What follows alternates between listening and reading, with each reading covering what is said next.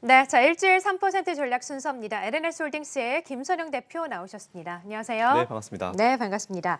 자, 먼저 금요일은 또 3% 전략 단기 투자할 만한 종목들 리뷰하는 시간이죠. 네, 왜 웃음이 심상치가 않으신데요. 네, 종목들 리뷰 한번 해보도록 하죠. 네, 네, 뭐 제가 사과는 항상 잘합니다. 쿨하게 사과는 네, 잘하는 편이라 일단 뭐 하나씩 상세히 말씀드릴게요. 예, 지난주에 다행히도 이제 디바이스 ENG가 이제 단기에 급등 나오면서 이제 수익 실현을 마무리 지었습니다. 그리고 이번 주는 다행히 이제 롯데관광개발이 이제 3% 넘게 수익이 나왔고요. 최고 수익률 10.31%가 기록이 됐고 오늘도 뭐 나쁘지 않은 흐름을 보여주고 있습니다. 어쨌든 그래서 한 종목이 빠졌기 때문에 오늘은 한 종목을 더 추가해드릴 예정인데 우리 문제 있는 두 가지 남아있는 손실 종목을 리뷰를 먼저 한번 해보겠습니다. 네, 제일 오래 보유한 종목이죠. 한 달 반 정도 들고 있었습니다. DRGM 변명의 여지가 없고요. 예, 일단 3분기 실적은 지난주 설명드린 대로 견조한 수준 발표됐습니다. 근데 코로나19 관련 주요로 엮이면서 좀 영향을 받았다고 볼 수 있는데 사실 어저께 7.79% 올라가길래 되게 기분 좋아하고 있었는데 종가를 보니까 1.13% 상승으로 마감을 했습니다. 네, 정말 크게 실망을 저도 많이 했고요. 하지만 기술적으로는 잘 보시면 아시겠지만 이제 차트상으로 저점을 유지해주고 있는 상황이다라고 좀 체크해 주시면 될 것 같고요. 지난 25일 날 타법인 주식 및 출자 증권 취득 결정이 나왔는데 보니까 삼성전자 주식을 약 50억 정도 취득하기로 결정했다라는 그런 이야기가 나왔습니다. 뭐 사유를 보니까 단순 투자고요. 금액은 자기 자본 대비해서 15.37% 나름 좀 베팅해서 투자한 거다라고 보고 있는데 잘 아시는 대로 삼성전자 주가는 지금 현재 계속 상승 중이고 좋은 모습 보여주고 있습니다. 그리고 제 개인적인 목표가를 봤을 때도 뭐 괜찮은 투자다라고 일단 보고 있기 때문에 이것도 어쨌든 잘 투자되는 결과로 나올 수 있을 것 같고요. 각설하고 어쨌든 심하게 늘어지는 부분에 대해서는 뭐 다시 분명히 말씀드리지만 좀 사과 말씀드리고요. 회사의 여러 가지 정황을 봤을 때 사실 제가 손절 처리하고 다른 종목을 하면 사실 제가 마음이 편합니다. 근데 또 혹시나 매수하셔가지고 괜히 또 손절 못 하시는 시청자분들이 계실까 봐 그건 좀 무책임한 것 같고요. 그래서 제가 본 종목 같은 경우는 사실 뭐 계속 일주일 더 지켜보자, 일주일 더 지켜보자 하면서 제가 괜한 기대감을 띠는 것 같아서 좀 정확하게 말씀을 드리겠습니다. 저점 라인이 15,200원인데요. 15,200원 라인 깨지지 않으면은 제가 계속 좀 잘 돌봐드리면서 수익권까지 올라갈 수 있도록 인도해드릴 테니까 조금만 더 힘내시라는 말씀드리겠습니다.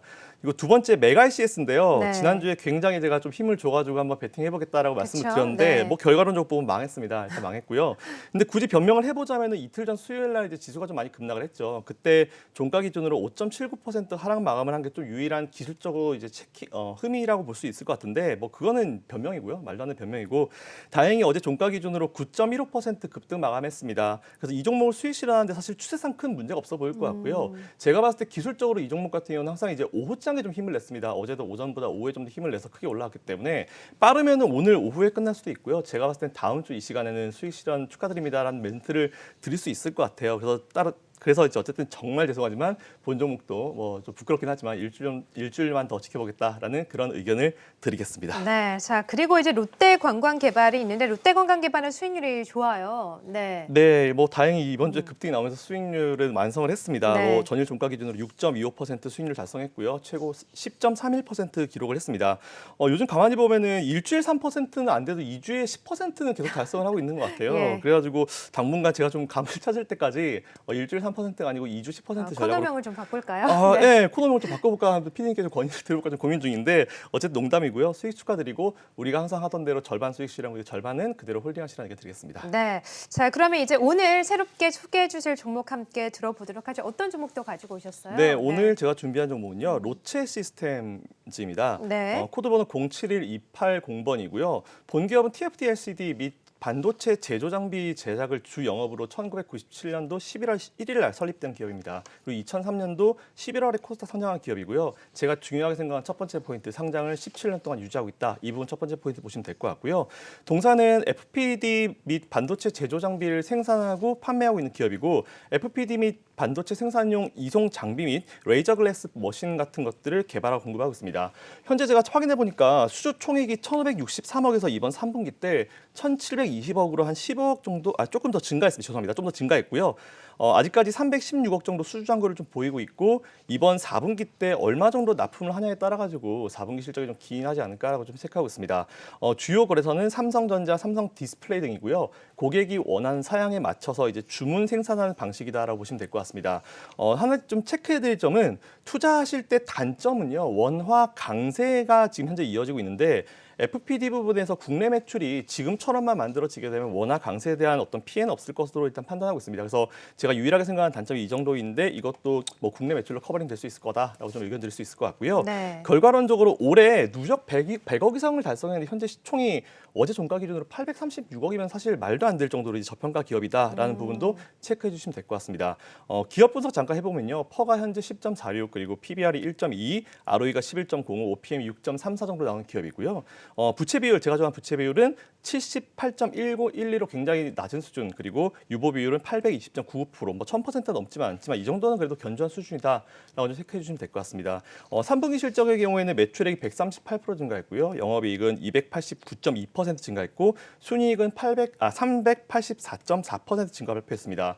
올해 2020년 전체 예상 매출은 전년 동기 대비해서 221.6% 증가 예상이고요. 영업이익은 404.5% 증가 예상 그리고 지배주주 순이익은 1253.4% 증가 예상이고요. 현재가 기준으로 매수 가능 의견 드립니다. 그리고 손절 라인은 5,100원 이탈하게 되면 손절 의견 드리겠습니다. 최대 비중은 10%고요. 네, 알겠습니다. 자, 오늘은 신규 종목 로체 시스템즈 가지고 오셨습니다. 최근 좀 하락세가 좀 나왔었는데 오늘은 그래도 견조하게 좀 상승세가 나오고 있네요. 로체 시스템즈 좀 일주일간 지켜보도록 하죠. 자, 그리고 시장 이야기 좀 짤막하게 여쭤볼게요. 최근 시장이 역사적인 신고가를 경신한 이후에 약간의 좀 견조한 숨고르기가 좀 나오고 있습니다. 항상 상승에 좀 베팅하시는 분이시잖아요. 네. 앞으로 숨고르기 이후에 다시 한번 좀 상승 랠리 펼쳐질 수 있다고 보신가요? 네, 어떠세요? 제가 보통 이런 얘기를 많이 할 때 지인들이 많이 할 때 뭐 마라톤 예를 네. 많이 듭니다. 마라톤 여러분 아시겠지만 42.19 뛸 때 그냥 계속 뛰지는 않습니다. 중간에 스펀지로 물도 묻히고 네. 물도 못 가는 과정이기 때문에 증시에도 체력이라는 게 분명히 있습니다. 그렇기 때문에 체력을 좀 보강해주는 그런 시점이다라고 보시면 될 것 같고요. 네. 근데 아주 어쨌든 복잡한 상황이라면 좀 길게 준비했을 텐데 제가 지난주 이번 월요일 날 보여드렸던 이미지를 한번 딱 다시 보여드리면서 여러분들께 짧게 좀 설명드리겠습니다. 화면 한번 보시죠.